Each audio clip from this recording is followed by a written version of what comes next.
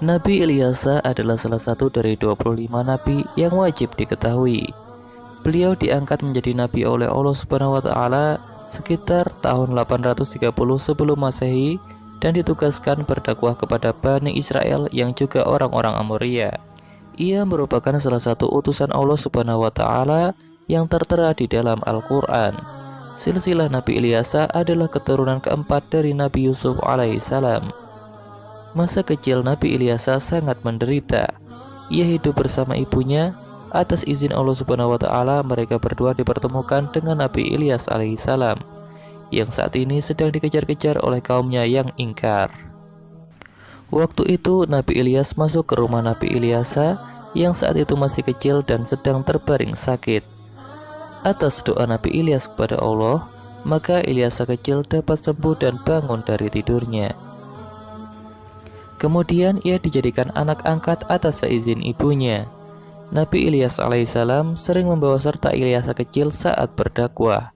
Ilyasa turut menemani Nabi Ilyas alaihissalam ketika bersembunyi di dalam gua saat menghindari kejaran sekelompok Bani Israel. Dikisahkan pada saat itulah Ilyasa muda mulai diangkat menjadi nabi.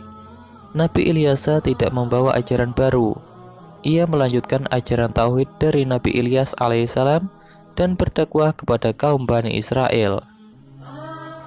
Suatu hari ada kisah Nabi Ilyas alaihissalam. Beliau bersama beberapa pengikutnya mendatangi suatu daerah dan bahwa sumber air yang mereka miliki telah rusak, berbau dan tidak dapat diminum.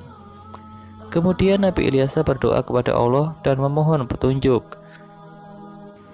Setelah itu Nabi Ilyas menebar beberapa genggam garam ke dalam mata air yang telah rusak itu.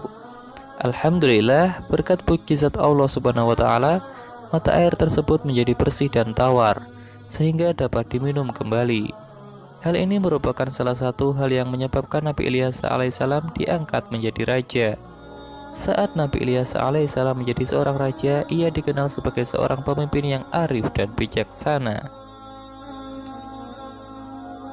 Karena ia tidak dianugerahi keturunan oleh Allah, maka Nabi Ilyas mengadakan sayembara untuk seluruh rakyatnya.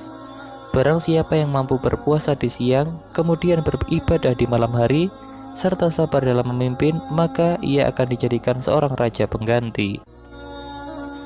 Dan nyatanya tidak ada yang sanggup memenuhi persyaratan ini kecuali seorang pemuda bernama Basyar. Oleh karena kesabaran dan keadilan Basyar saat menjadi raja pengganti, ia mendapatkan gelar Zulkifli atau kita mengenalnya sebagai Nabi Zulkifli alaihissalam. Dalam surat Sad ayat 46 di dalam Al-Quran berbunyi sebagai berikut. Dan ingatlah akan Ismail, Ilyasa, dan Zulkifli, semuanya termasuk orang-orang yang paling baik. Nah teman-teman, semoga kisah ini dapat meningkatkan keimanan dan ketakwaan kita kepada Allah Subhanahu wa taala. Terima kasih telah menyaksikan video ini dan semoga bermanfaat, dan mohon koreksi jika ada kesalahan dalam video ini.